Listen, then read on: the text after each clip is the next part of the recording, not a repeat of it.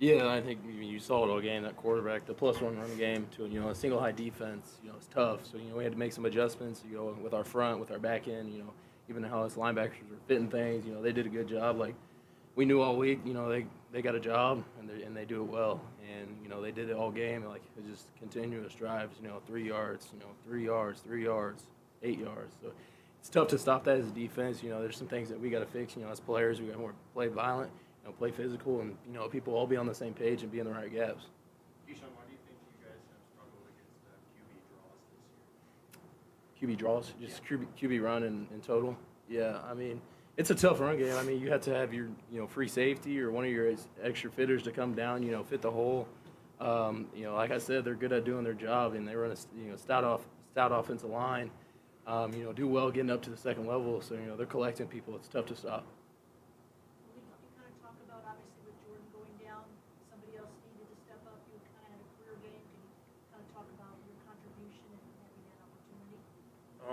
I was blessed to just, be in the game and, contribute, and with JT going down, we had to change some things around. So, I just had to play my 111, play my part, and just make the plays when they came.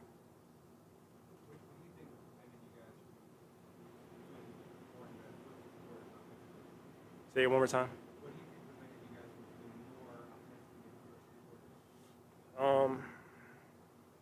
It was a lot of things. It was a multitude of things. I think we just need to stay on the field. We got to convert third downs, and we got to score in the red zone. And that's our Achilles heel right now.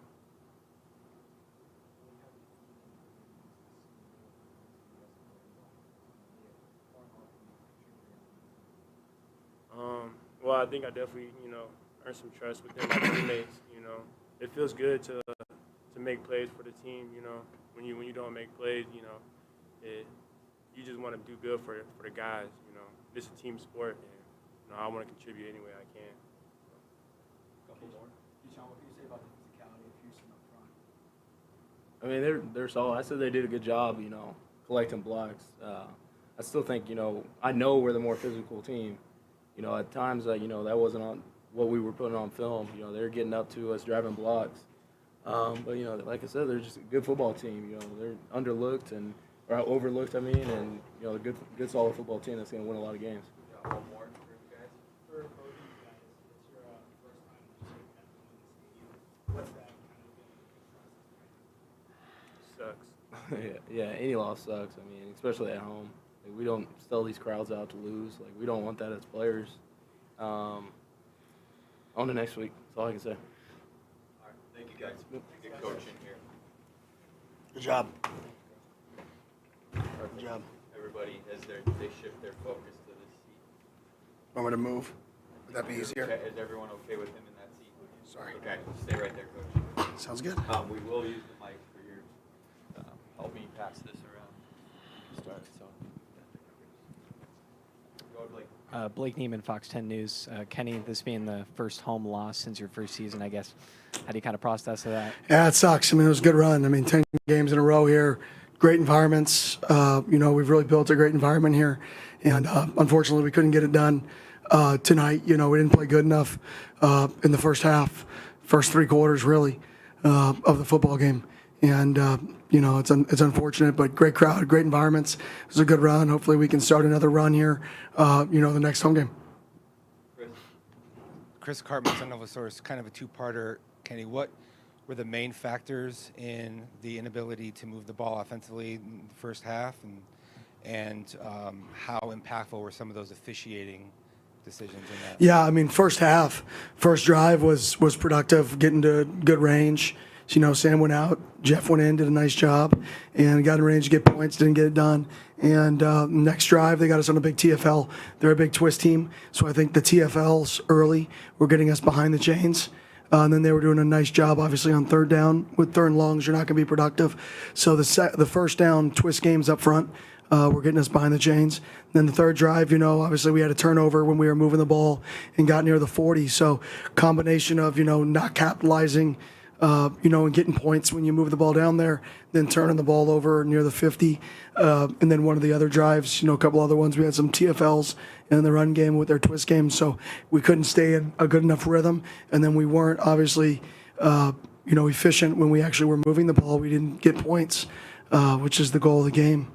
And what about the illegal motion call on the touchdown that was called back? Yeah, we got to get set. I mean, that's on us as a staff, not making sure guys are knowing where they're supposed to be and getting set. And before the motion, getting guys set, we just really switched our feet. It wasn't even on or off, which that's the part that kind of sucks. It's kind of like a small detail switch, and he recognized it halfway through, and it was an illegal motion. I mean, had no effect on the play, but was it a penalty? 100%. Just one of those unfortunate. We can't have it, and that's on myself to not let those things happen because, there's easily 10 points in that game just off that play alone, and some other things in that game where, this game was way closer than it was most of the night. I think the score, we just didn't play good enough is unfortunate. Michelle Gardner, Arizona Republic.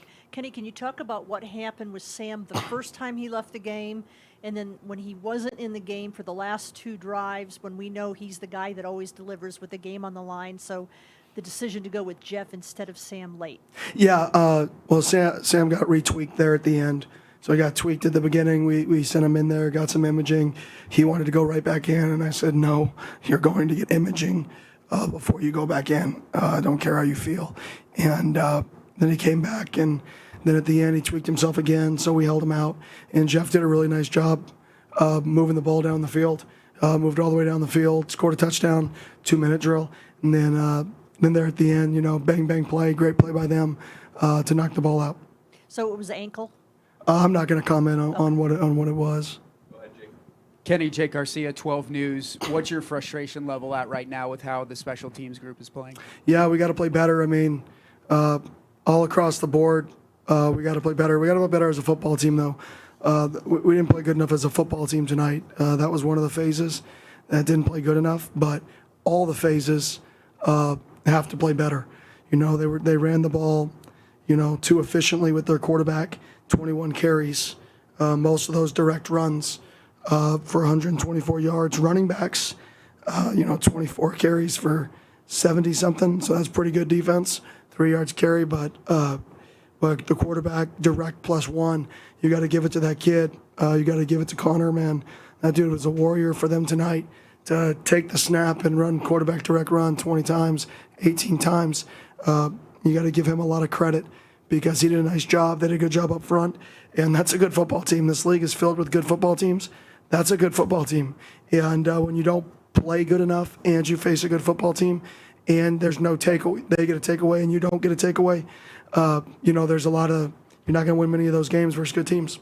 And a quick follow-up just on special teams. Is it coaching? Is it execution? Is it guys being disciplined in their assignments? What can you put your... I think it's a combination of everything. I think it's, there's different mistakes happening on different things, right? That last one was on me because I told him, listen, the only thing we can do here is block it. Even if they miss the kick, right, we're going to have a Hail Mary from the -5. So it was sellout block mode. I told him I would take a penalty, right? So that wasn't, the last one was 100% on me, just situationally, the block return is really your best chance to win that game. So kind of sold out, but all the other stuff is just a combination of things.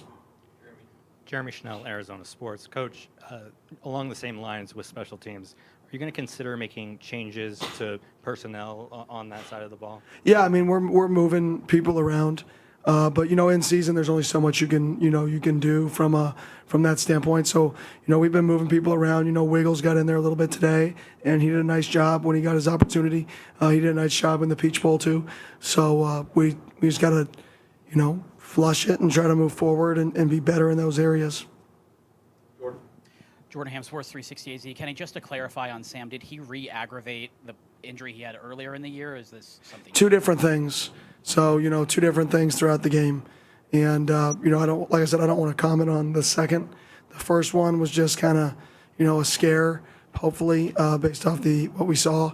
The second one, we got to We got to get more, look into it more before I really comment on it. Pass it through. Go ahead. Hey, Coach, right here. Kobe Braunstein, House of Sparky. You guys haven't had this feeling at home in a long time. It's rare, and obviously the fan base is feeling the same way right now. So what's your message to them? Only 2 more home games left. Yeah, I mean, it's great to set an expectation to win every home game. I mean, that's how it should be. You should have the expectation to win every home game. You're not going to, but that should be the expectation. And that's the expectation I have too. And it was upsetting that we didn't get it done for the fans tonight. They've been great. The crowds have been great. And you want to win the football game, so it's upsetting that we didn't win. Hey, Coach. Logan Stanley, Arizona Republic. Last week was such an emotional win for you guys. Do you think that carried over to this week in terms of how emotional it was for you guys this week? Yeah, I mean, I think it's hard to come back from emotional wins, but that's no excuse. I mean, that's football. That's college football. You got to find ways to do that. Whether you're dinged up, whether you're not, it doesn't matter if you practice, whether you don't. Like, you got to find ways to win football games. And you got to give a lot of credit to Houston too. That's a 6-1 football team. They've lost 1 football game. It's to a top 15 team in the country. Like, let's not overlook that that's a really good football team. I know people don't like, crediting people for this year's resume, but this year's resume, the team's 6-1, 7-1 now. Like, they have 1 loss to a team when they had multiple turnovers, and if they don't have those turnovers, that game would have been way closer in that football game. And then the first turnover in that game was a bang swing pass. So for that, you got to give a lot of credit to Coach Fritz. You got to give a lot of credit to that football team. That is a good football team. And you play a good football team, and they don't make mistakes, and we don't play a good football game, you're going to lose. And it's not good because it means we didn't play a good football game. But don't discredit that was a good football team that is 7-1 on the season. Jacob Brooks, Sun Devil Source, Kenny. Obviously, Jordan Tyson out tonight. Malik McLean stepped up. Shimon Mater stepped up. What did you make of the playmakers on that side of the ball with him? Yeah, it was awesome to see Malik really flash tonight. That was a positive. What do you have? 7 catches, 160 yards. That showed up all spring ball, all fall camp. So to kind of get that back, that could be big for us, as we progress towards the end of the season. And hopefully, start, who knows where the other guys' statuses are. But I thought those guys stepped up, pretty good, specifically Malik. And so with a quick follow-up on that, what do you think are the chances that Tyson can return next week? I don't know. I mean, we'll look at it on Monday, and we'll make a decision from there. Couple more. Ryan, go ahead. Yeah, Coach, to kind of follow about Tyson-related question, how did not having him kind of impact especially the start of the game when you guys weren't really getting in the offensive flow? Yeah, I mean, you're losing the number 1 pick at his position in the college football. So that's obviously, pretty critical for your football team when you're losing, him. Is that an excuse? Heck no. We didn't play good enough to win. Maybe if he played, maybe would we have survived not playing good enough to win, but that doesn't mean we played good enough to win. You got to look at the facts, and the facts are we lost the turnover battle, we had too many penalties, we lost field position, we couldn't stop the +1 run game. And those have nothing to do with Jordan. And but yes, not having Jordan Tyson 100% is going to have an effect in the football game, right? But that's not an excuse to why we lost the football game. Coach Michael Caratino, Pitchfork Lunch. I know that you mentioned the +1 run game, but it seemed like in the first half, the chess match between offense and defense seemed like the defense was making adjustments. Guys were moving around. Just what did you see, like going from the first quarter into the second quarter, defensively wise, making adjustments against them? Yeah, I mean, we knew that they were going to try to attack our bubble in the run game and the open B gap, and they did a nice job of that early, and we made a few adjustments to stop that. And once they countered with quarterback +1, once they realized that we made a pretty good adjustment there versus their true tailback run game. And then that worked for them for a while, especially on second and behind the sticks. They ran him a few times on 2nd and 11s, 2nd and longs, which got them back into 3rd and manageables. And those were critical plays in the game.